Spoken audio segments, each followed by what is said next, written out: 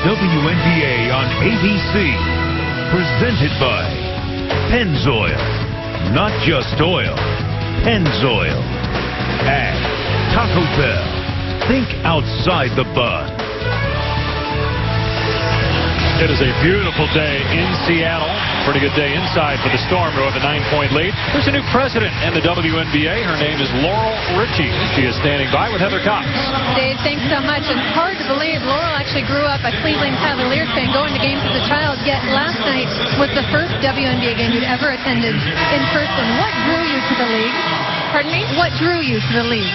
Oh, I just love the level of play in the league. I'd watched it on television, but I'd never actually been to a game. So I knew it was great play. So that's really it. And you've had so much success outside of the athletic world. What can an outsider's perspective bring to help the league continue to grow? Well, you know, I really feel like that since the level of play is so great, it's really about how do we get more people to attend the game. And that's really what my background is about, is looking for ways to really engage people and bring them into the fold. And there's been so much talk about a possible lockout in the NBA. How would that affect the WNBA? You know, I am focused solely on the WNBA. We just kicked off our season last night, and we're really focused on making sure that this is a really successful season for the WNBA. We certainly welcome you to the league and wish you tremendous success. Thanks, Laura. Dave? And tough act to follow, considering the job that Donna Orender and Val Ackerman have done in that role previous to Richie getting the position. And I think, speaking to her point, the product on the floor this season, we're going to see. Get ready! We're going to see that it's the best it's ever been.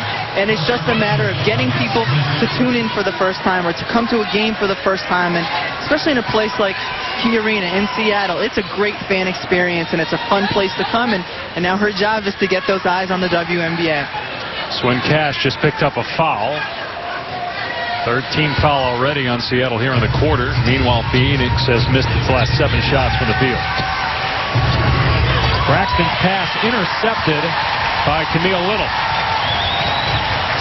With that size that Phoenix now is using inside, they're looking to go high-low, but Dupree just did not have position to get it. Braxton with good D, but another offensive rebound for Seattle. Little with the stick back, and the lead is 11. Braxton posting up Jackson, another missed layup. Ferdinand Harris got the rebound, but missed the putback. And now a jump ball called Ferdinand Harris and Jackson. Seattle got a little bit of luck on that possession because Lauren Jackson, frustrated, thought she got hit and fouled, but good job, Little, and continuing to hit the offensive glass for Seattle. We're going the other way. Lauren Jackson got beat down the floor because she was trying to plead her case to the official, but Phoenix just not able to convert. Braxton not able to convert. Lauren Jackson, so far today, just 5 points, 1 field goal. She's number 4 on the all-time scoring list in the WNBA. 3-time MVP, tied with Cheryl Swoops, who's back in the league, and Lisa Leslie for number 1 all-time. Jackson winning it 2003, 2007, and then last year was also the Finals MVP a year ago. What do you expect out of Cheryl Swoops this year? I'm interested to see what Cheryl's got. I mean, because when she was healthy in early parts of her career, she was one of the best players in the league. Jackson with a good look inside to Cash. Largest lead for the Storm at 13. Taurasi back down court. Another missed layup by the Mercury. Little no. Cash unable to get it to go once and then stripped the second time. And Taurasi never left. He was down in the other team's lane for about 25 seconds. It gets the layup. That's when lack of effort gets rewarded.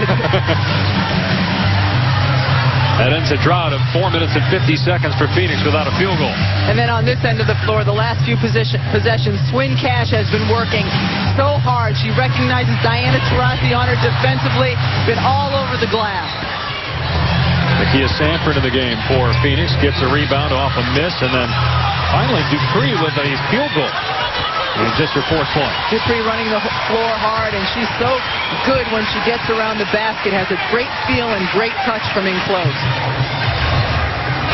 6th year out of Temple, number 6 pick in the 2006 draft by Chicago. Tamika Johnson with a hard foul on Bird. That's 2 on Johnson. 2 on Phoenix here in the quarter.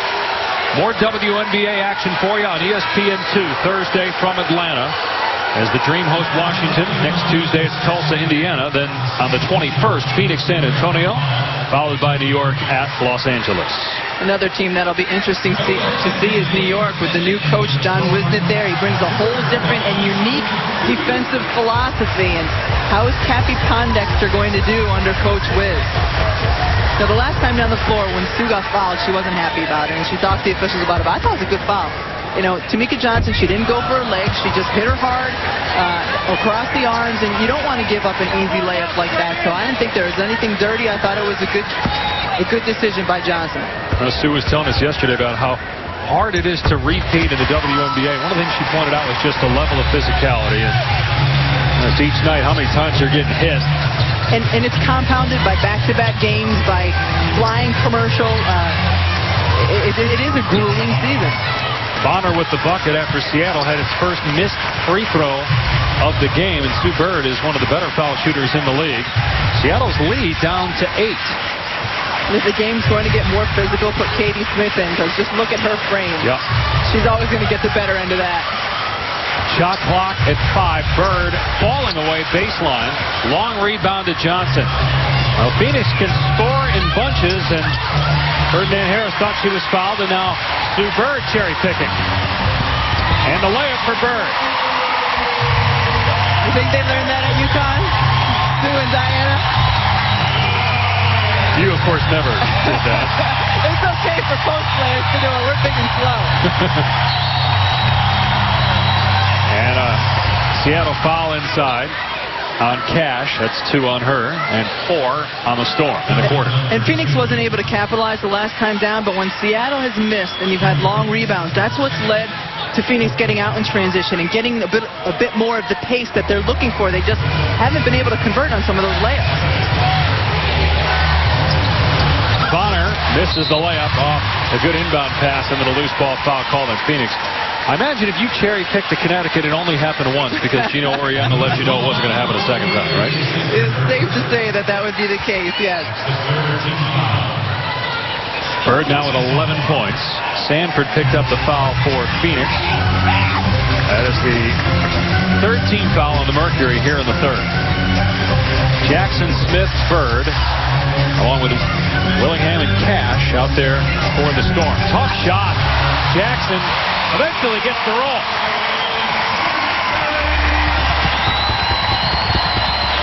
Second field goal for Lauren Jackson. She has 7 points. And while that's a tough shot, it's a tough shot she's very comfortable with and one that she's very capable of making.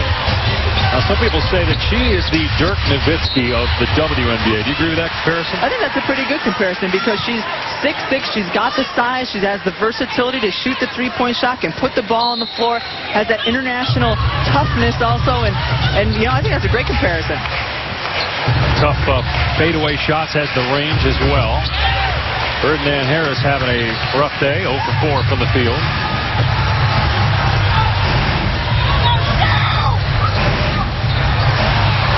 Contact as Katie Smith hits the deck. Jackson right on cue with the long-range jumper at 3. 7 in the third quarter and 10 for the game for Lauren Jackson. The lead back to 15, the largest lead of the day for Seattle at 15. Well, you knew her one field goal attempt was going to be noticed at the half by Coach Brian Agler. Noticed and addressed, and she's clearly come out getting some more looks. And then Swing Cash picks up the foul on the other end. And she had all kinds of time because when Katie Smith fell down, she took out the defender with her. There was no one near Lauren Jackson. When she has that kind of time, that kind of look, she's going to hit the shot. Jackson will get a breather here with a comfortable lead. 7 points here in the quarter, 3 of 5 from the field. Meanwhile, Penny Taylor at the foul line after Swin Cash picked up her 3rd foul and the 15th foul against the Storm. Taylor now in her 10th year in the league. Had a terrific season, career highs in assists per game and three-point shooting. She is the franchise leader for the Mercury in career three-point percentage. Rossi back on the floor. Leading scorer in the game, either side, with 16 points. spoke briefly to Penny Taylor before the game, said, I'm just eager to get this game started. And because she left her Turkish team early, and it's the first time in a long time she's had a break in the offseason, eager to get back on the floor. And it'll be interesting to see, how quickly she and Diana kind of get that rhythm, and the whole team gets that rhythm because they have some new pieces on the team as well. Taylor committing a foul, trying to defend Swin Cash. Only the second on Taylor. 4th team foul.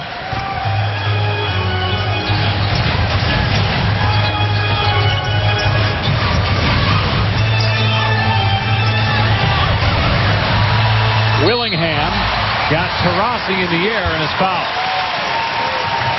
Nicole Willingham, her entire career, has been an undersized post who finds her way to the basket, whether it's with pump fakes or putting the ball on the floor. She gets herself a high percentage shot. She's just very good at getting a lane and getting inside.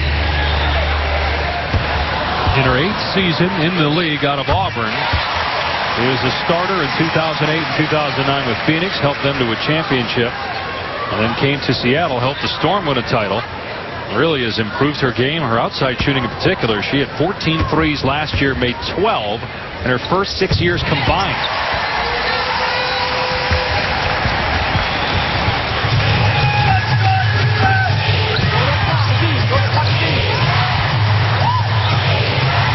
Good D by Smith, knocked it off the leg of Taurasi.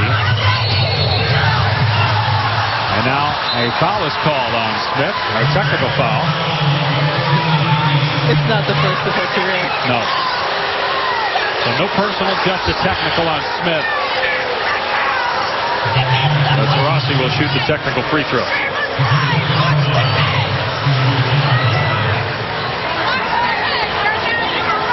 Taurasi with 16 points. It'll be just her second free throw attempt of the game.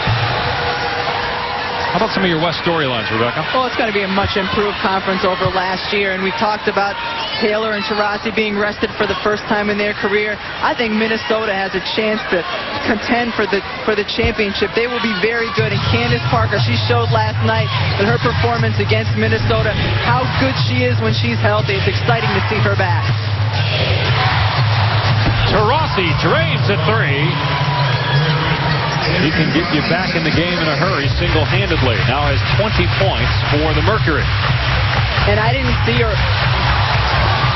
Good steal there by Swanya and Bird. And Taurasi was trying to hit Sanford. She collided with Bird, wasn't ready for the pass. It's an offensive foul. I didn't see or hear what Katie Smith said to get that technical, but check, no offensive foul. They're just saying a turnover here. Yeah, good no call. Good no call. They're just a collision inside, and Sanford did the nice thing and tried to help her up instead of just looking to score and take advantage of it. Looks like they're going to give, for certain, a transition bucket. On the other end, Little with a nice move in the lane. Her player to watch for Seattle. I just like how offensive-minded and aggressive she's been when she's gotten the ball in this game. She's a veteran now. She's got the experience and playing really well. I think going back to that technical, Katie Smith was upset. She thought that there was no deflection, that it simply went off of the knee of Taurasi and should have been an over and back call.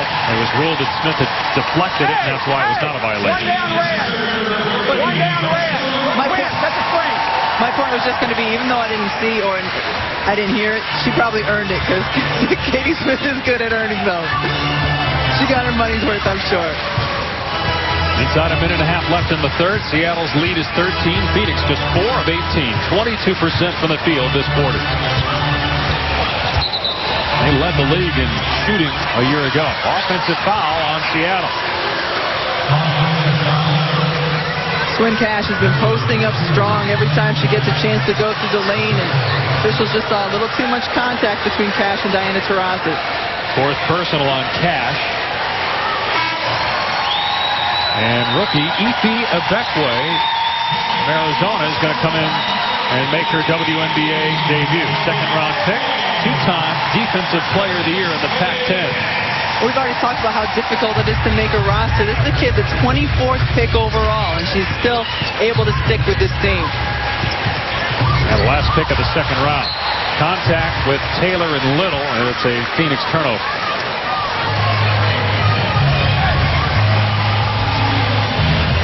A 13-point lead is never comfortable when you're playing against Phoenix, just because of the three-point shooters that they have. Right now on the floor, Taurasi, Taylor, Bonner, all capable of hitting threes from deep. Under a minute to go here in the third. Seattle by 13. Tanisha Wright, baseline. Bonner with the reach-in and a jump ball. Bonner and Soignier both reaching in for Phoenix.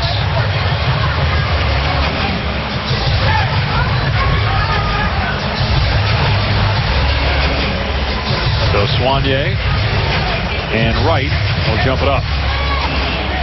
I like watching guards do the jump ball because they're not really accustomed to it. They didn't even know what side of the free throw line to line up. Phoenix ball. Taurasi with a game-high 20 points. Here's Soignier. High arcing three, never had a chance. And then another missed layup inside. Good D by Seattle underneath, impacting Stanford's shot. Soignier, good D on the other end. Nice recovery. Knocked it out of bounds. It'll stay Seattle ball. Good hustle by Soignier, and that's what she does. She comes in and she can increase the pace because she's a quick guard, but plays with a lot of effort and hustle and determination. Now Beckway gets about a minute and a half of action. If that, and now Sue Bird returns for the Storm. That's the worst. You just break your sweat and then you have to sit down. Especially when it's your first game at this level. Katie Smith off target. Last touch by Phoenix. About a half a second difference with the game and shot clocks here at the end of the third. And what's Ashley Robinson telling her? She's only on the floor for a minute, so it's not like it's a real teaching moment, is it? When you're a veteran and a rookie comes out of the game, you got to say something to them, especially when they've only been in for a minute. Bird defended by Soignier. Bird with a pull-up. Long rebound to Smith. 5 seconds to go in the quarter. Wright will take the long three. Willingham could have taken her time. She just fired it at the rim. Seattle still with a 13-point lead after three here at Key Arena.